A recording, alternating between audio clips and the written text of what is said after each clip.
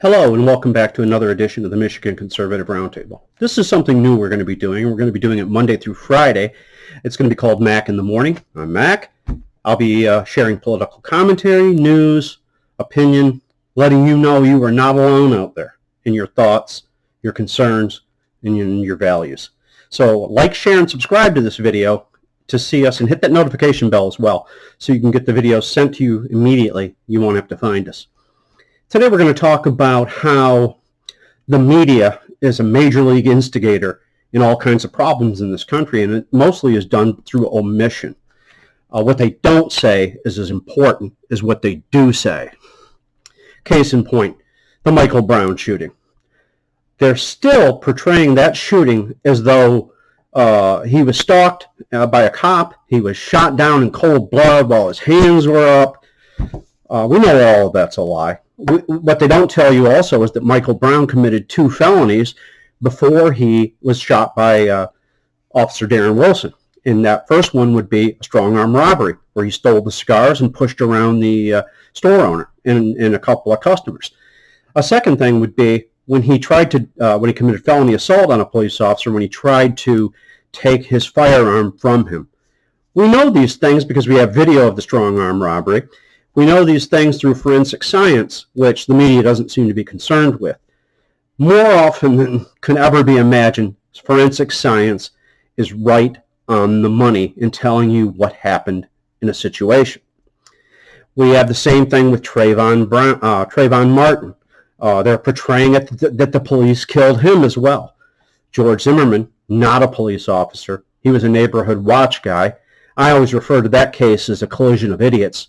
The idiots being Trayvon Martin, who had to be a gangster badass, and George Zimmerman wanted to play hard ass, I think I want to be a cop. And they both could have walked away from that situation with Trayvon Martin with his life, and George Zimmerman with his reputation intact, although that was a little fuzzy at the time even. But they continue to tell these stories, leaving out critical details. That Trayvon Martin was on top of George Zimmerman, giving him the beatdown of a lifetime, and we'll never know if Trayvon Martin was going to stop or not. Maybe he was one headbang off the sidewalk from quitting when George Zimmerman shot him. We'll never know that because he can't tell us. But maybe he was going to pound his head into the concrete until he was unconscious or perhaps even dead. Again, we'll never know. They lie that the president is a racist. They give you examples like he's against immigration. He's not against immigration. He's repeatedly talked about wanting immigrants to come into the country, be productive, and become Americans. What we have with the open border policy is a ton of people running across our border. They don't pay taxes. They skirt the law. While their intentions in coming in this country might be good, and they don't have the money to go through the immigration system, there are other routes. They don't take them. They take the easy way. They take the illegal way. This is not talked about in the media. They will tell you the president puts children in cages. That's a lie too. It's just a flat-out lie. Those cages, as they call them, were there when Barack Obama was president. They seem to have forgotten that. There are pictures of the Director of Homeland Security walking through, inspecting the detention centers, which are not prisons, but you got to do something with these people, and you got to separate the children from adults who may or may not belong to the people they came across with. You can't leave children with adults, especially with our human trafficking situation that we have in the world today.